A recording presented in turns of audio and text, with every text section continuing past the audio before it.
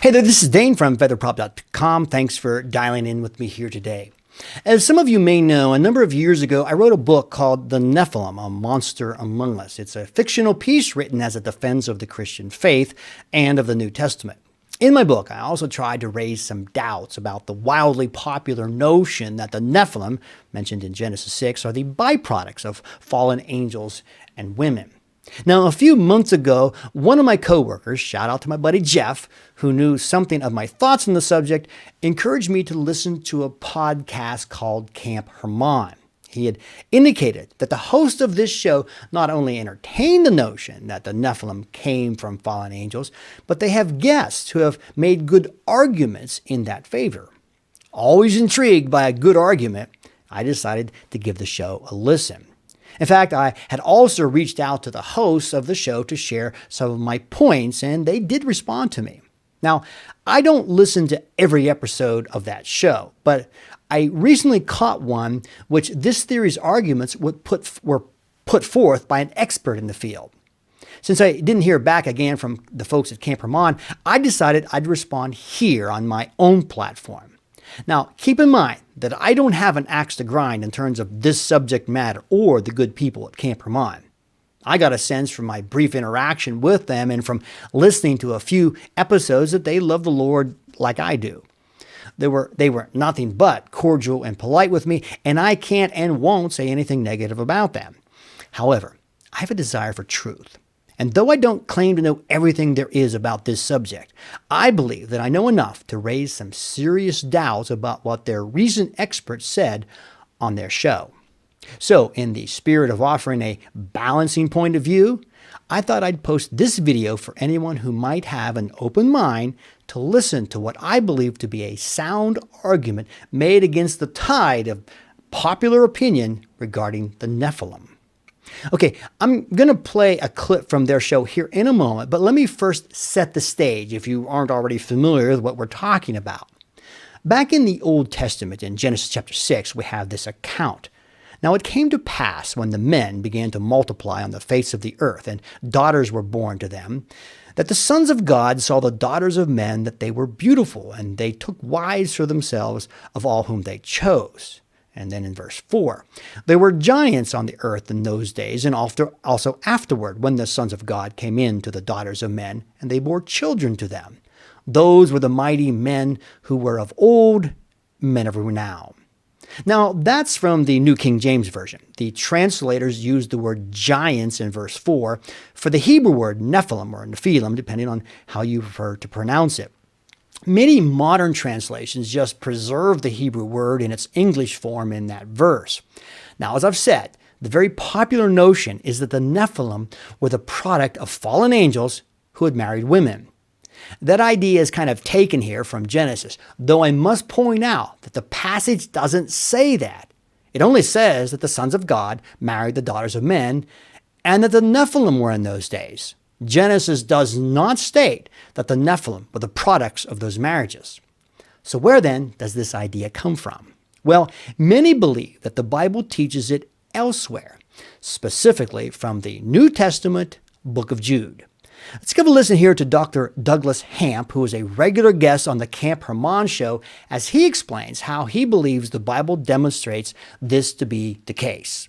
And what's interesting is that when we look at the book of Jude, which is really a parallel to what Peter is saying, he says, "Now I desire to remind you that even though you have been fully informed of these facts once for all, for Jesus, having saved the people out of the land of Egypt, later destroyed those who did not believe.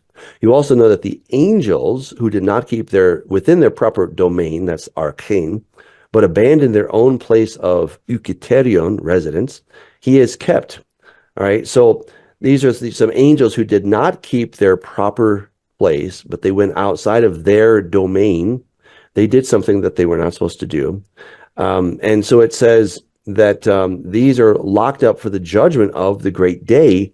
So also as Sodom and Gomorrah and the neighboring towns, since they indulged in sexual morality and pursued unnatural desires in a way similar to these angels, are now displayed as an example of suffering the punishment of eternal fire.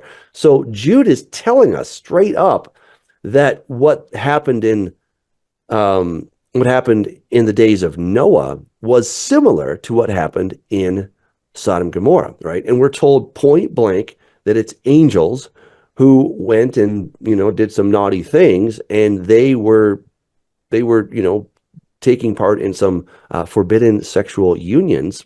That was, well, a big problem. And that really is the main issue when it comes to why God decided to flood the whole world, right? And if you leave that out, you have a really weird, narrative. Why would a God who is so loving decide to kill everybody for just not being so nice to each other? Because people have not been nice to each other for ages, right? So those are two huge New Testament sources, obviously ancient sources, but these are New Testament, and because they're New Testament, anybody who holds to the Bible as being authoritative, as being inspired, the inspired Word of God, well, here you go. Here you have the inspired Word of God as directed by the Holy Spirit, telling us that it was angels who came down and they did something similar to what happened in Sodom and Gomorrah. All right, in that clip, Dr. Hamp stated that the Bible tells us point blank that it was angels who came down and did something similar to what had happened in Sodom and Gomorrah.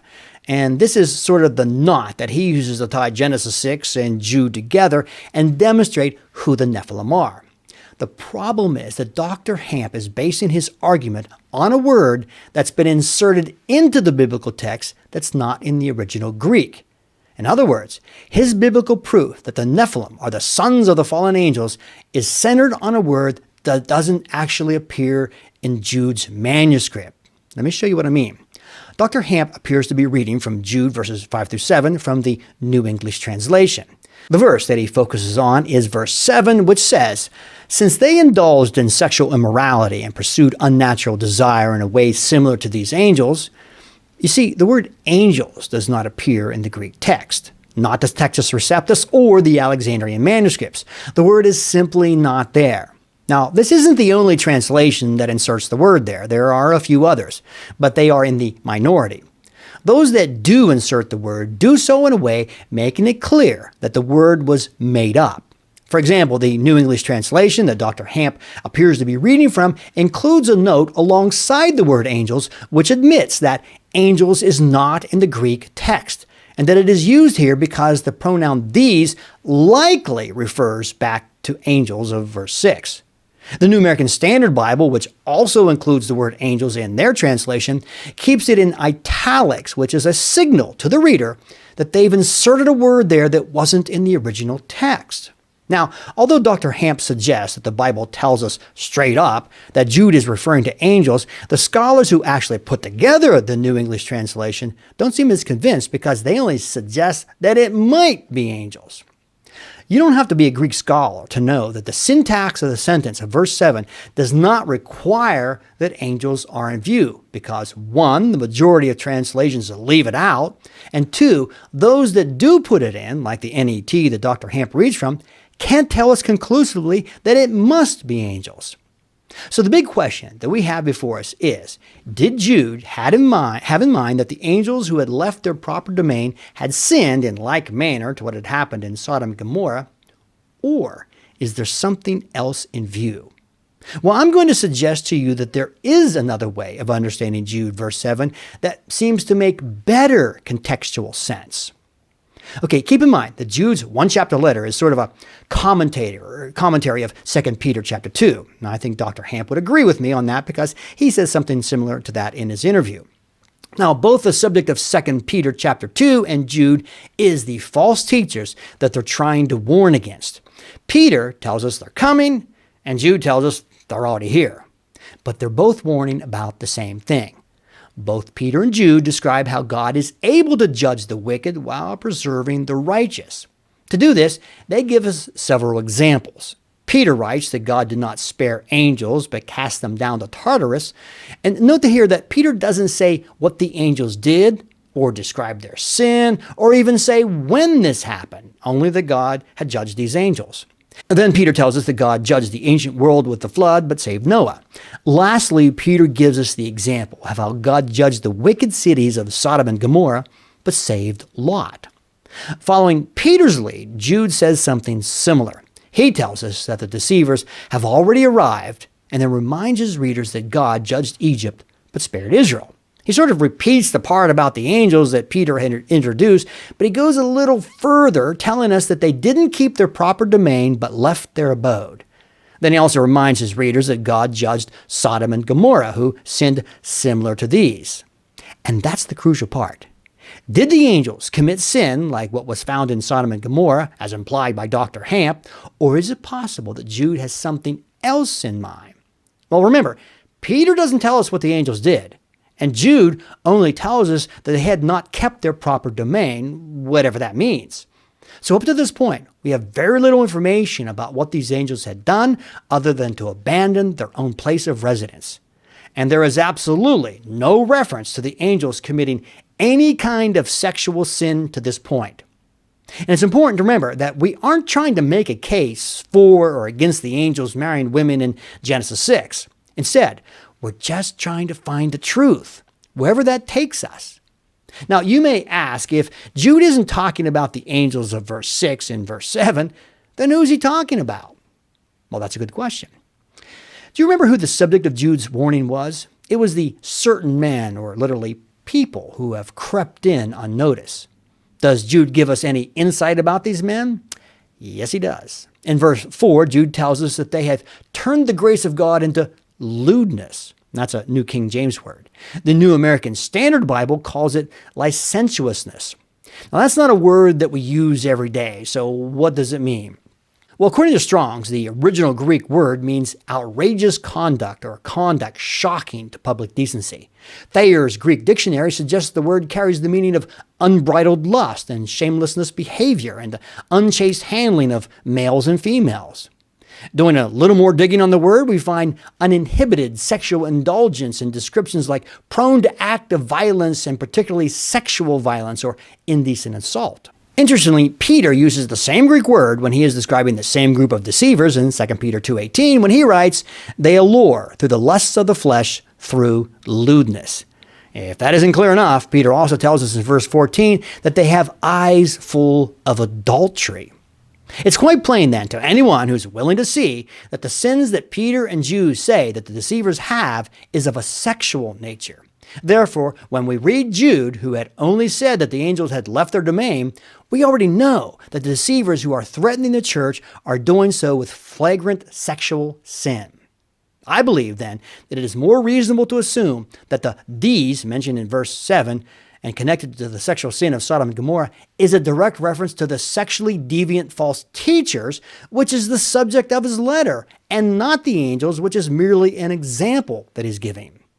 Now, those who believe that it's a reference to the angels will argue that the pronoun "these" of verse 7 is a masculine pronoun and must be connected to a masculine noun, which of course angels is. However, the subject of the entire letter, which is certain men or literally people, is also a masculine noun and therefore fits perfectly. Therefore, I believe it is more reasonable to assume that Jude is comparing the sexual sins of Sodom and Gomorrah to the sexual sins of the false teachers who both Peter and Jude have made clear, rather than the sins of the angels which they have not clearly defined. Now, if what I'm suggesting is correct, then Jude and Peter are not talking about the situation found in Genesis 6, and the biblical evidence for the belief that the Nephilim came from fallen angels is non-existent. If what I've suggested is at least a possible theory, then no one can rightly say that the Bible clearly teaches the Nephilim are from fallen angels. They can only say that the Bible might teach it, but they don't know for sure. Now, I have one final point to make, but before I do so, I want to make it clear that I don't care if the Nephilim are the product of fallen angels. I have nothing vested in that argument, and if I learn one day that they really are, I couldn't imagine caring more about it than I already do. That knowledge won't make me love and follow Jesus any better. But at this last point that I'm going to make, I do care. This is where I will become a little more adamant. This is where I drop the gloves, figuratively speaking, of course, now. I've heard many Christians who, while striving to make their point that the Nephilim are the product of fallen angels, refer to non-biblical texts to interpret Genesis 6. Now, I fully understand that ancient writings are an invaluable source in trying to understand language. But I'm not talking about how language is used. I'm talking about using pagan texts to actually assist us in interpreting the inspired Word of God. I believe that this is very dangerous ground, very thin ice, and I can't imagine how Christians find themselves doing it unless they're just so fixed on reaching the conclusion that they want to reach, which is not how we do hermeneutics. Chief among these texts used is the Book of Enoch, or 1st Enoch to be exact. In my ministry, I often field questions about it because it seems that it's as popular now as it ever was. And there's no doubt that the writer of 1st Enoch holds that fallen angels married women and produced a line of Nephilim. So let me address 1st Enoch if I may. Scholars date the book of 1st Enoch to about 200 to 300 years before Jesus. However, the author claims to be Enoch, the seventh from Adam.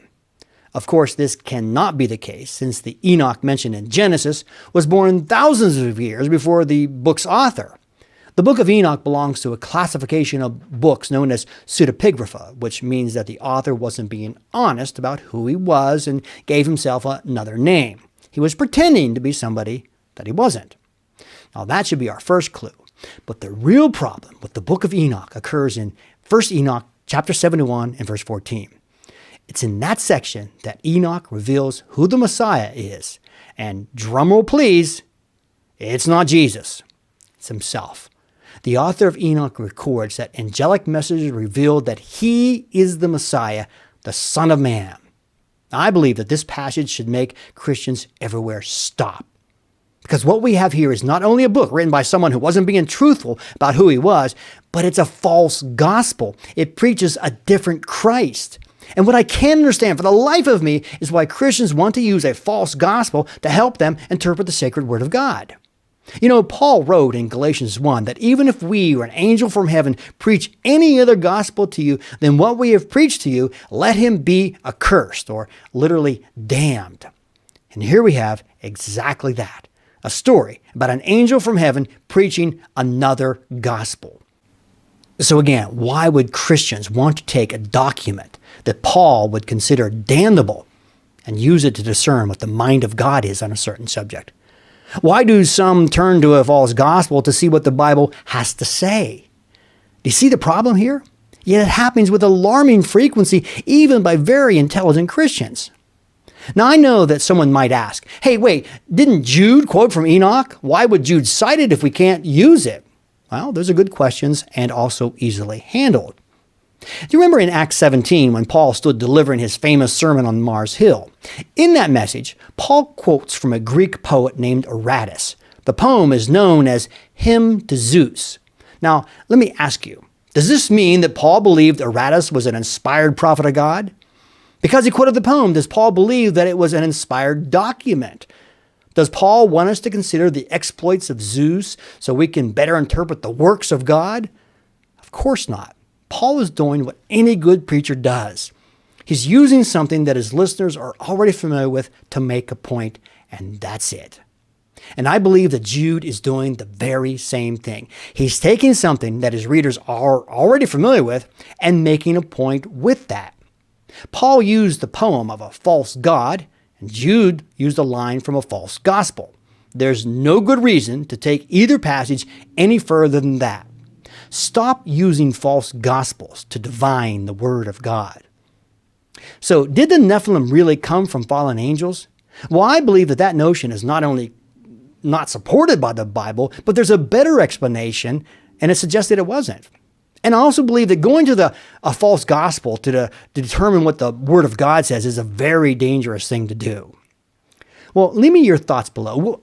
How do you understand verse 7 of Jude? And with that, I'll close off and hope to see you here next time.